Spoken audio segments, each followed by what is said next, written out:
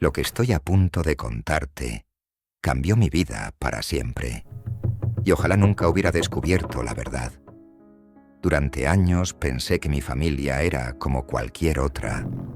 Teníamos problemas, discusiones y secretos pequeños, de esos que todas las familias guardan. Pero cuando mi abuelo murió, algo salió a la superficie. Algo que había permanecido oculto durante más de 30 años. Una mentira tan grande que terminó destruyendo todo lo que conocía. Lo peor no fue descubrir quién había traicionado a quién. Lo peor fue descubrir que yo también formaba parte de esa mentira. Y cuando entendí la verdad, ya era demasiado tarde.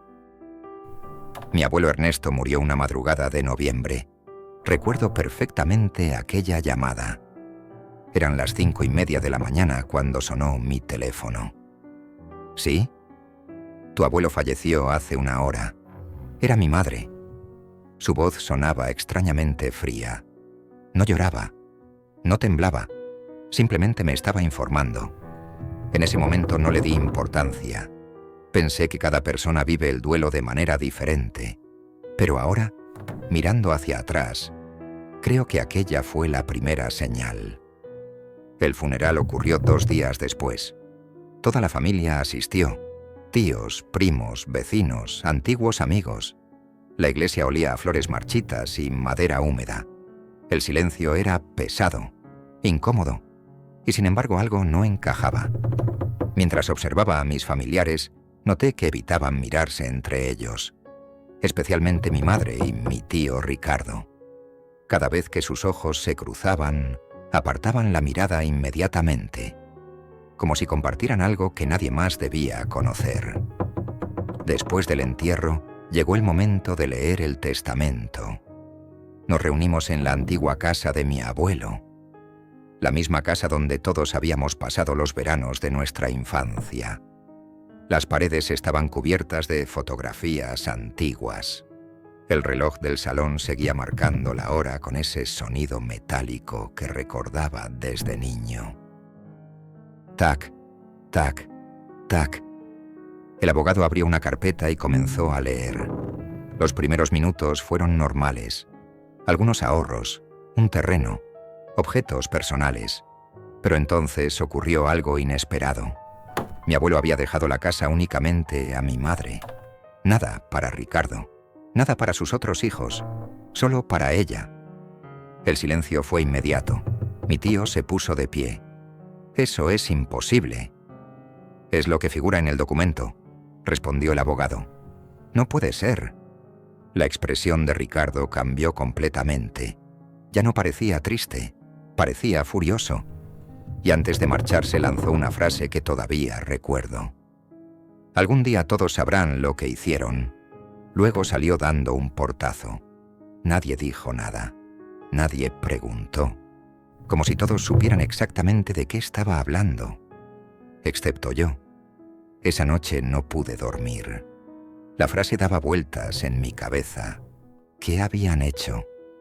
¿Por qué parecía que todos conocían una historia que yo ignoraba? Al día siguiente decidí volver a la casa de mi abuelo. Mi madre me había dado una copia de las llaves. Dijo que podía llevarme cualquier recuerdo que quisiera. Llegué al atardecer. La casa estaba vacía, extrañamente silenciosa. El aire tenía ese olor característico de las viviendas cerradas durante mucho tiempo. Comencé a revisar armarios, cajones, estanterías. Buscaba fotografías antiguas, cartas, cualquier cosa. Y entonces encontré una caja. Estaba escondida detrás de unos libros en el despacho. Una caja de metal oxidada, sin etiqueta, sin candado. Dentro había documentos antiguos, facturas, recibos, fotografías y un sobre amarillo. Cuando lo abrí encontré varias cartas. Todas estaban dirigidas a mi abuelo y todas habían sido enviadas por la misma persona. Una mujer llamada Elena. Nunca había escuchado ese nombre. Las cartas eran extrañas, muy personales. Algunas parecían románticas, otras hablaban de arrepentimiento. y una de ellas contenía una frase que me dejó helado. Perdóname por haber permitido que criaran a nuestro hijo como si fuera de otra persona. Me quedé inmóvil. Leí la frase una vez, luego otra y otra más. Nuestro hijo. ¿Qué hijo? ¿De quién estaban hablando? Sentí un nudo en el estómago, porque de repente entendí que aquello podía estar relacionado con el comportamiento de mi familia. Tomé las cartas y me las llevé. Esa misma noche busqué información sobre Elena. No fue fácil. Las cartas tenían más de 30 años, pero finalmente encontré algo. Un antiguo registro de residencia. La mujer había vivido en un pueblo situado a 2 horas de distancia y seguía viva. Durante 3 días dudé. Quizás no era asunto mío. Quizás debía olvidar todo aquello. Pero la curiosidad terminó ganando. Así que conduje hasta ese pueblo. Recuerdo perfectamente la sensación. Las manos sudadas sobre el volante, el corazón acelerado y una pregunta constante. ¿Qué estoy a punto de descubrir? Cuando llegué, Elena vivía sola en una casa pequeña. Me abrió la puerta una mujer anciana de mirada cansada. Le expliqué quién era, y apenas escuchó el nombre de mi abuelo, se quedó en silencio.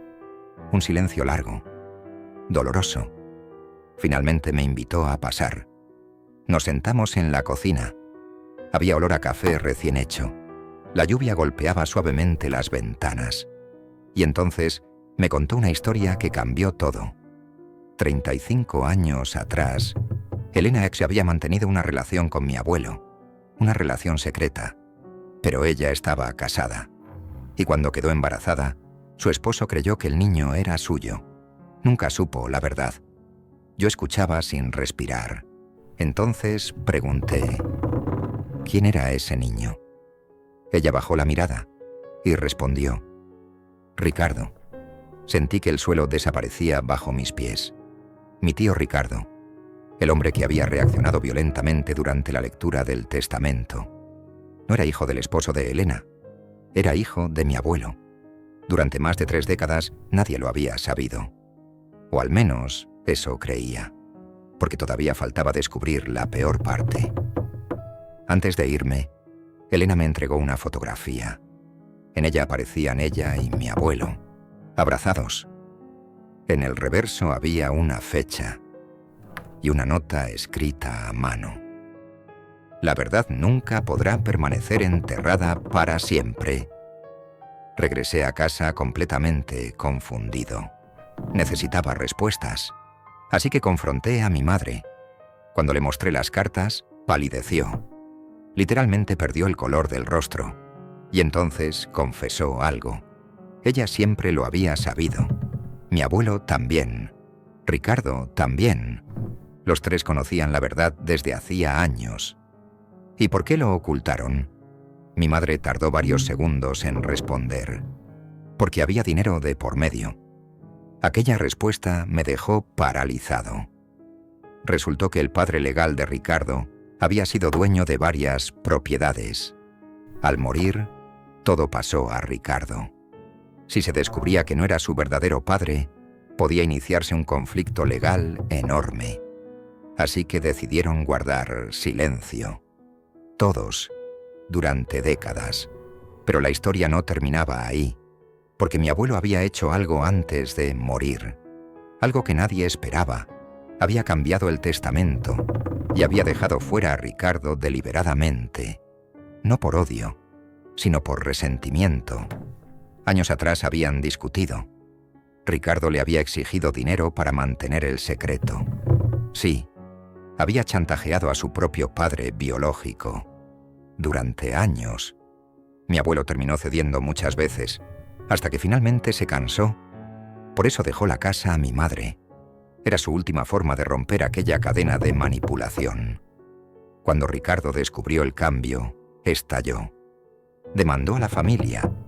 Acusó a todos de fraude. Sacó a la luz secretos que llevaban décadas ocultos. Los periódicos locales llegaron a publicar parte de la historia. Los vecinos comenzaron a hablar. Los primos dejaron de reunirse, los hermanos dejaron de dirigirse la palabra, y en menos de un año, la familia quedó completamente destruida. Personas que habían compartido toda una vida dejaron de verse para siempre.